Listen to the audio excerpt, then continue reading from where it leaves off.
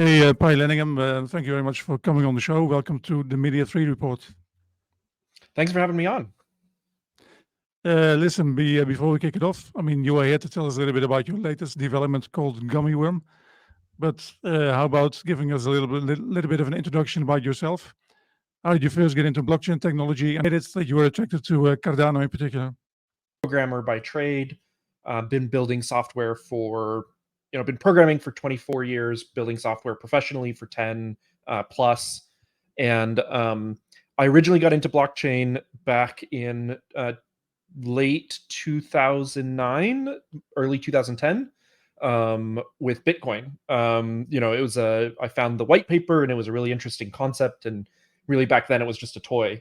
Left blockchain for a while after my Bitcoin wallet, my laptop got stolen with 150 Bitcoin on it. At the time, it was worth like $150, so I was more upset about the laptop. Really? But over time, So I got you're one of those guys that we read about in the newspapers. Yeah. Over time, I got bitter about it. Then I came to terms with it. And around 2017, I got back into crypto, specifically with Cardano. One of my friends at work at the time said, hey, give it a second chance, check this out. And I was kind of really hooked by the vision of Cardano. Then was kind of quietly part of the community, didn't really post anything, kind of focused on my own life, wasn't building on Cardano in any way. And then in 2021, got approached to join this project called SundaeSwap. And so joined that. It's the first AMM DEX on Cardano. And it kind of was just a blitz after that. What is an AMM, just for people that don't know?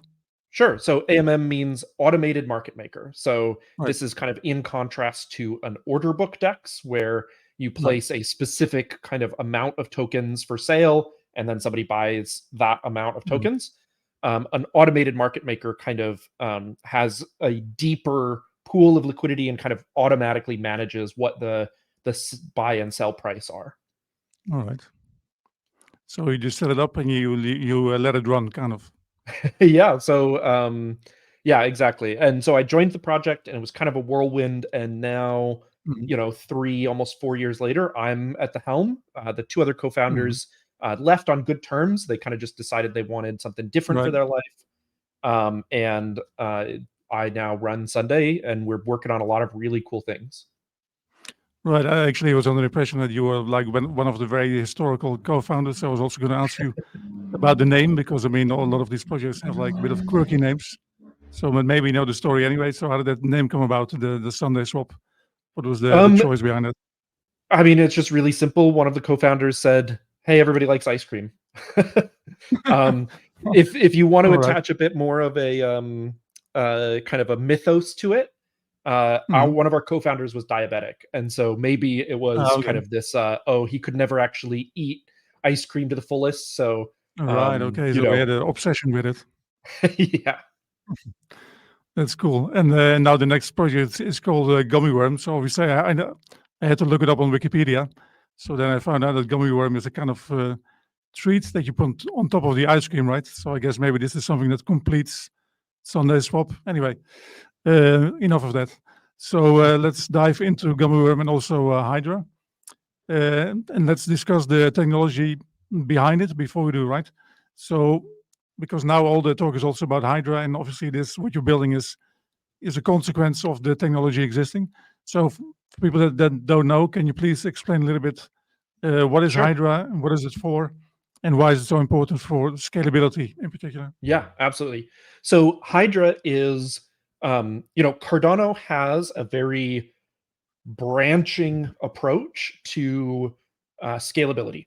They have a lot of different types of scalability that they are building. And when I say they, that is IOG, but also the broader community, like ourselves, like Anastasia Labs, like Optim.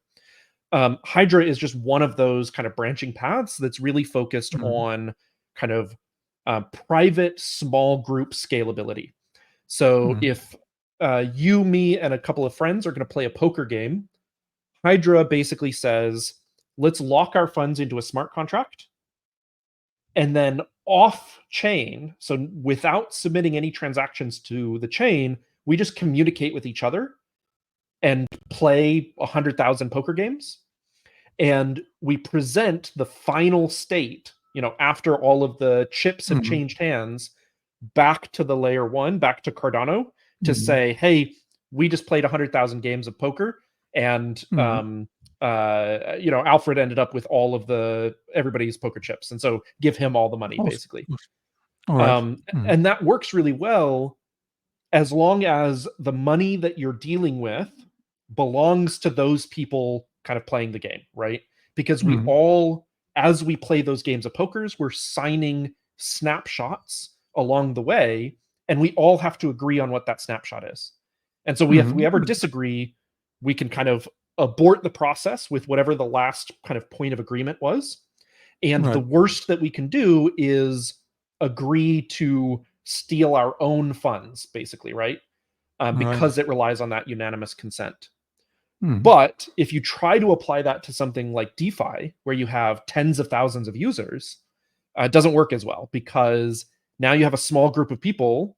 You either have a very large group of people who all have to be online in order to make progress, which is untenable, or you have a small group of people who can effectively agree to run away with everybody else's funds.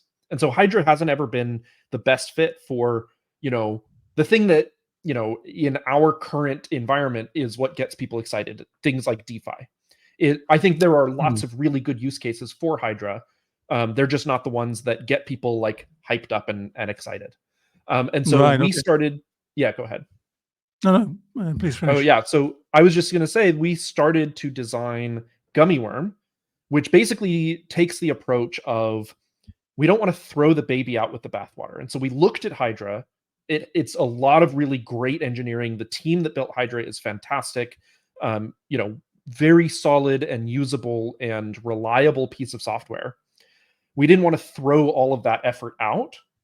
And so we said, can we make different trade-offs than the Hydra team to make it work for DeFi in a very practical way, and maybe give up on some of the properties that Hydra has, right, in favor of Gummy. Yeah. Okay.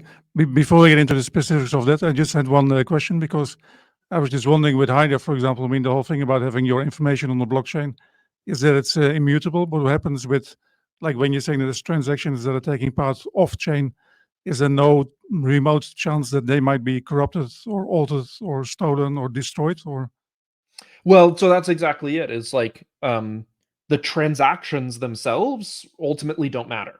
You and I could just agree to sign an arbitrary snapshot. The layer one wouldn't know that whether we had that sequence of transactions to get to that final state or not. And it doesn't care.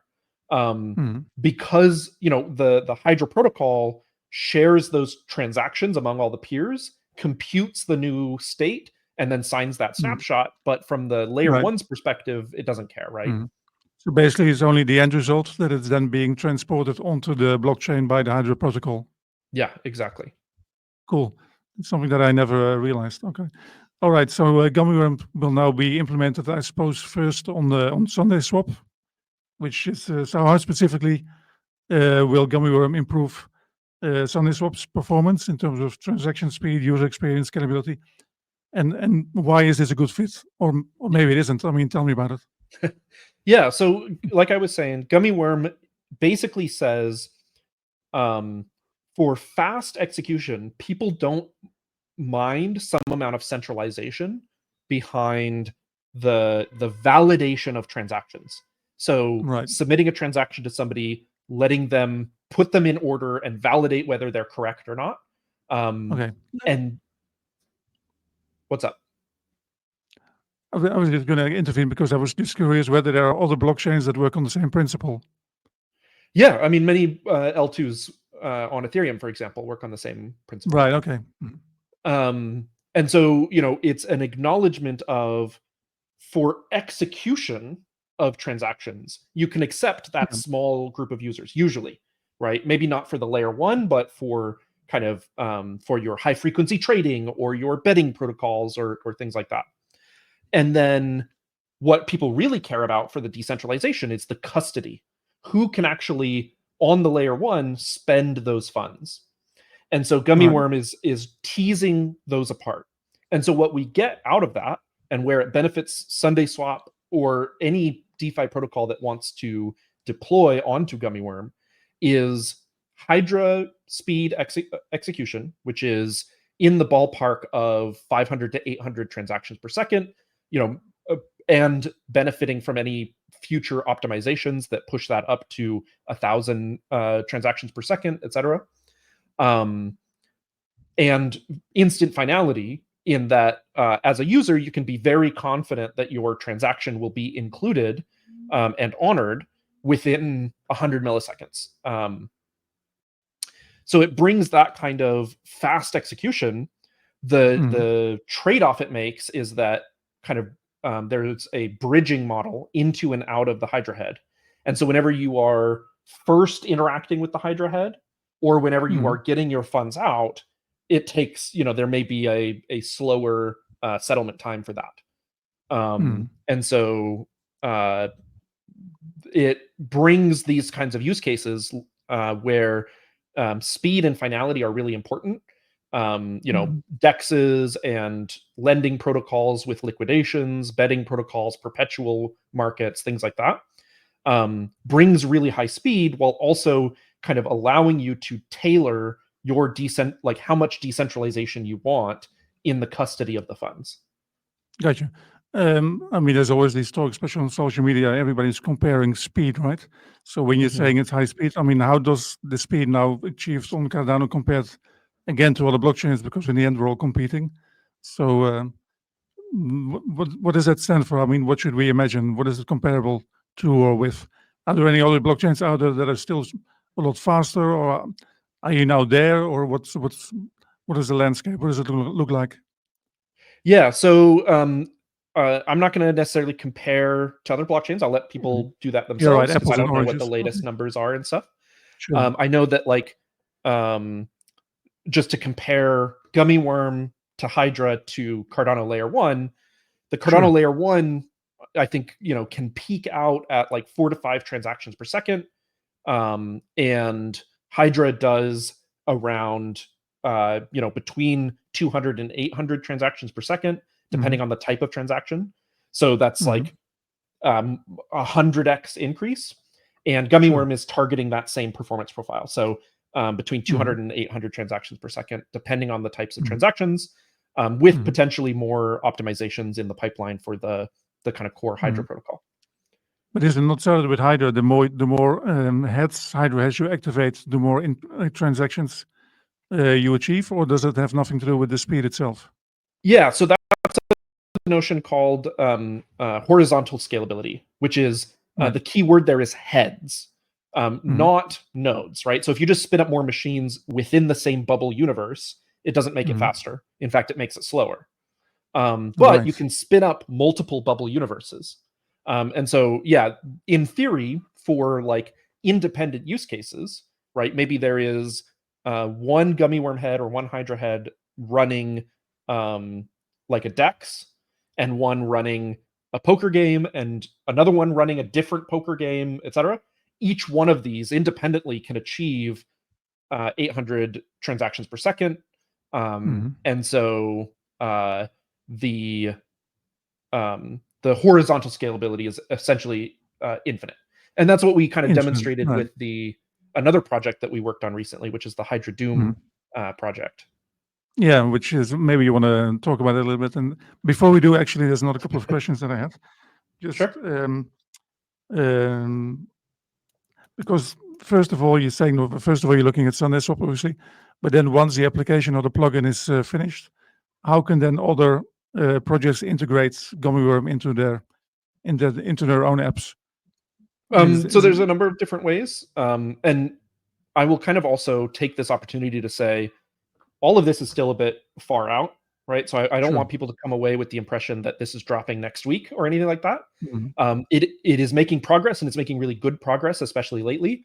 But it's still going to take us time to build this out. Please be patient while we work on it. It's especially dependent on things like funding. But that Right. being said, there's a number of different ways that other DeFi protocols could launch on Gummiworm. One, Mhm. we're designing it so that anybody can spin up a Gummiworm head, similar to how Right. anybody can spin up a Hydra head. Just Yeah. one question there, because I mean, the fact that you're saying on Gummiworm reminds me that Gummiworm, to all intents and purposes, is a layer 2 platform, right? Is that how I Yes. have to see it? Yes. Right. Okay. Mhm. Yeah, anybody can spin up their own kind of isolated universe to take advantage of Gummiworm. It's going to be fully Gotcha. open source, and anybody can kind of run it and Mhm. participate in that protocol and benefit from kind of this separate custody model that we've designed. Mhm. Okay. Um, Similarly, multiple dApps can deploy and integrate with one Gummiworm head. And this is really exciting when those dApps have synergy. So, for example, an NFT minting platform and a NFT sale platform could both deploy into the same head to allow a lot of like really high frequency kind of degenerate trading, right? Or Mhm. a dex and a lending protocol could deploy within the same head so that you can do shorts really really fast, right? Like I want to borrow Right. against this token to short it and things like that. Right. So you're able to make them interact with each other, as it were. Mhm. So, right. Let's get back to you were about to start talking the story of Doom. So for people that don't know, Doom is like a classic video game. So what did you guys achieve? What did you build?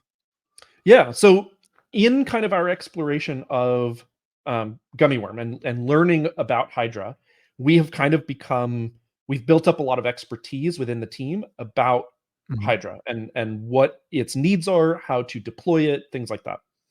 And so we, in collaboration with a bunch of different parties, including IOG and Adam Dean and a couple others, put together this like fun tech demo of Hydra where Mhm. you you load up the browser and you play a game of Doom, which is this classic FPS. Mhm. And every single frame, it submits a transaction to the Hydra node. So that's 35 frames per second. We put 5 games per head, and so you have upwards of 200 transactions per second. And so it was just this example, this just fun toy example of like, yeah, Hydra allows you not only to get really high throughput within a single head, Mhm. right? So you can go 200 to 800 transactions per second, again, depending on the type of transaction, but you can also get really high horizontal scalability where Right. everybody's And we were playing talking about different before. games, and so you can just Right. spin up more heads, right? Right. Interesting. But I mean, you're quoting it as an example, but do you think this is something that one might propose to the actual video game industry as something that they might adopt, or was it just like a fun experiment? Yeah, I mean, not necessarily in exactly the way that we deployed it. We Mhm. made a lot of simplifying decisions because we had limited time to put it together. We were kind of all just working after hours to build it. Um, Sure. but I could see somebody like Ascent Rivals, which is a Cardano native game being built by Ikigai Studios, um, Right. integrating that for their kind of tournament model, for example. Right. Right. Right. And would there be other applications? For example, I know that the Rare Evo recently was in Caesar's Palace in Las Vegas, and it made me think: would it be possible to also use the same technology to run like a slot machine or all the different things like that? Or Yeah, absolutely. Things like decentralized gambling and decentralized Mhm. auctions, um, decentralized like settlement networks. So the example I've been giving lately is um, you could imagine when you book a flight with an airline Mhm. and they overbook a flight, what Yeah. happens is they then have a like bidding with other airlines to buy your ticket, right? And Mhm. to basically eat the difference, and that lets them fill up flights more. And so you could Mhm. imagine a kind of decentralized platform for settlement between businesses built on Hydra, Mhm. for example. I mean, that's a really Right. great example because it's just a Mhm. few small parties. The passenger is not a participant in that. It's just that Mhm. business to business transacting that has to happen really quickly. Um, but doesn't need, you don't need to publish that on chain. It's just a private kind of consensus among consenting businesses. Mhm. I know you don't want to put a date on it, but I mean, more or less, do you have like a vague idea of when Gummiworm might be coming to market, or Yeah, like I'm a not going rough to put a date idea? on it. It is going to be one of our big focuses through 2025, Mhm. though. So, it's something Right. that up till now has No. been like a research project. We've been Mhm. working on the spec. We've done a few prototypes. We've done some Okay. demos. Mhm. And going into 2025, we're putting a lot more kind of dedicated resources onto it. Right. In Cardano style, first you do all the research and peer review and all the papers, and then you get to the Yeah. execution. Right. And I have another question, because you were telling me that Hydra, and consequently, I guess also Gummiworm maybe is suited for certain types of solving certain types of problems. What other types of scalability solutions have there been made, or are they being made on Cardano to address Yeah. those other types that are not Yeah, being for solved sure. by Hydra? Mhm.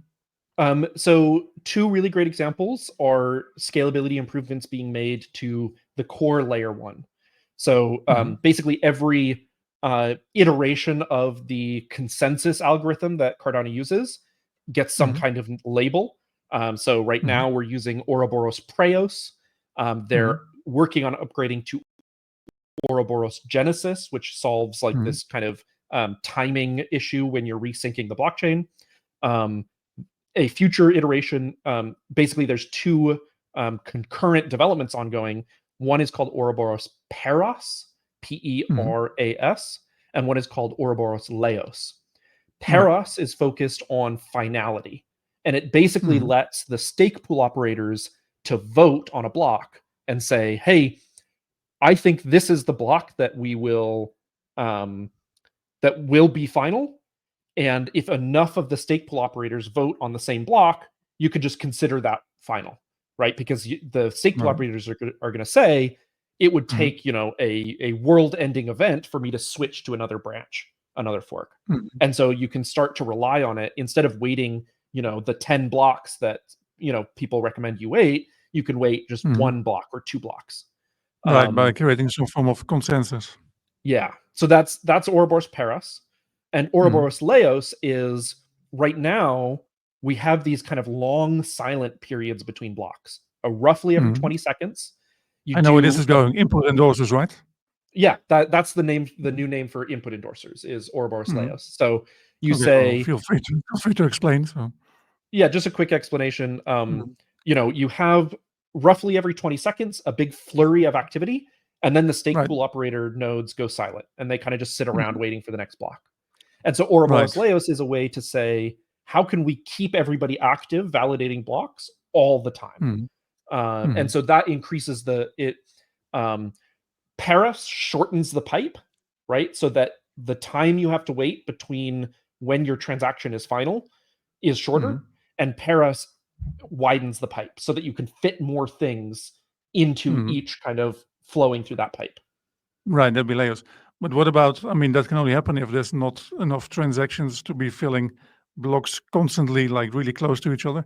But what would happen if at some point there's so much activity on Cardano that all the blocks are just, there's like no space in between them and they're all being filled? I mean, that will layers then become redundant, or will it have all the tricks up No, its no, no. sleeve? Like so, we've seen instances where every block is constantly filled, right? Yeah, And that's the SundaeSwap launch, the Snake.fun launch, a bunch of big popular NFT right, big mints, events. things like that, right? Mhm. And so Mhm. Leos is not about, oh, how can we utilize the full block space that we have? It's how can we do the thing that we're doing every 20 seconds? Let's do it every half a second. Right. And I'm hiding some nuance there, right? But like really Of increasing course. the throughput, many multiples over what we're currently doing. Mhm. Awesome. All right. Some general questions. So DeFi is still a very, very young industry. There's like new blockchains coming on to market all the time. How do you see Cardano positioning itself in the wider DeFi landscape? And I mean, you already kind of explained this, but in a very general sense, how do you think Cardano sets itself apart? Like if in 1 year there's like another 15 blockchains on the market, what will be the the quality that will still or then set Cardano apart from the competition, being that now or in the future? Yeah. I really think the decentralized nature of Cardano is what currently and what in the future will set it apart. And decentralization is I'm not as much of a decentralization maxi as some people are, but for that core layer one that you want, multi-billion-dollar businesses and world governments to use as their ledger, it is absolutely critically important. It's the kind of thing that doesn't matter until it does, and then it really, really, really matters, right? Then you want to be on the safe side, right? Yeah, so there is I think, very strong argument that people make that I happen to disagree with, but I do think it's a strong argument to say, hey, the legal system that we have keeps Visa and MasterCard and the big banks honest enough. The average person is never going to have the bank steal their money. So why go through all this effort, right? I disagree with that, because when it does happen, it's a serious enough issue that it matters, right? And so I think building this decentralized infrastructure is the kind of thing that you hope, it's like, you hope you don't need it, but it provides you that confidence and that I can sleep at night, that that attracts a lot of that really big business, like banks, businesses, and governments. It's basically like taking your car for a spin, either with or without your seatbelt on, right? And you really want to be wearing that. So yeah, 100%. Right. SundaeSwap is not the only product that you guys have. Your company is actually called Sundae Labs, and you also do stuff with community governance, and maybe like another thing. How does that?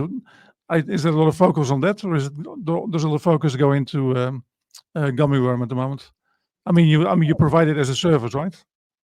Yeah, we juggle a lot, right? So Right. the DEX is still our flagship project, and we still kind of keep that in mind for everything that we work on. And almost everything that we work on is in some way promoting kind of the future of the Sundae protocol. So even work like the audits that we do, that gives us an opportunity to recommend to people ways that they can build their protocol to better interoperate between different DeFi protocols. And Sundae Labs benefits from that, right? So the ability, for example, to make sure that it is possible to purchase a token on SundaeSwap and have that paid into the smart contract that is going to buy an NFT, right? Or the ability to have an order that is owned by a protocol, and having that be consistent across multiple protocols, so that you can do things like we did with Indigo recently, where they did a Indigo buyback, and the swap orders for those, they're not like managed by somebody with a wallet that's holding 100,000 ADA and is going to get that Indy. They're actually owned by the smart contract of the Indigo Treasury protocol, which is a really fascinating thing. So you can start to have protocols themselves be a market maker, and being an auditor in the ecosystem, one, lets us make sure that our peers are all as secure as they can be, right? Because we're leveraging that expertise, but also make sure that we have that voice in helping people find this interoperable ecosystem. So everything that we do kind of promotes the Sundae protocol in some way. But we also do governance, which we built our own governance platform that many projects now use. We do rewards distribution, which we built for our ISO and our yield farming that we let other protocols like Indigo and Liquid use. We're working on Gummiworm. We're working on custom pool types for the Sundae protocol. We're helping improve Hydra and demonstrate Hydra's usefulness, which ultimately benefits Gummiworm, which ultimately benefits Sundae protocol. So it's a lot. It's a lot to keep track of. It sure is. That's actually one of the things that really fascinates me, is how all these different types of technologies that you all provide in your own way then also help each other to move on and keep developing and keep evolving. So obviously you're competing, but you're also really collaborating within the ecosystem. I don't know if this is something that's really typical or special for blockchain, but I cannot really remember having seen it anywhere else. Not that I'm such an expert on tech projects, but it's something really unique, and it's something I'm really proud to have contributed in a small way to that ethos, that culture. It's something that if we scale up to a worldwide thing, if we're bigger than Ethereum someday, I don't know Yeah. if it will persist, but I sure hope we hold on to it as long as we can. Right. To round it off, if you had to sum up your vision for Sundae Labs and Cardano in very short statement, what do you see in the future? Where would you like this to be going? How do you see the world being So affected by and improved by Sundae Labs and Cardano? yeah, so my very long-term goal is to improve people's access to reliable passive income and to raise the floor on quality of life for as many Hmm. people as possible. And that's a very long road, right? But we're really trying to provide access to financial services that are usually only exposed to the very wealthy. Yeah. Things like market making, right? And the kind of passive Mhm. income represented by that. And so Sure. very long term, I hope that, I and Sundae Labs leaves this world having raised even just 1 degree the kind of Mhm. floor on the quality of life that the world Yeah. experiences. Well, that's certainly a worthy goal, and I definitely wish you all the best. So, Pi, thank you very much for coming on. Thanks for having me on. Very educational, and I hope we will meet again soon. And all the best. Thank you.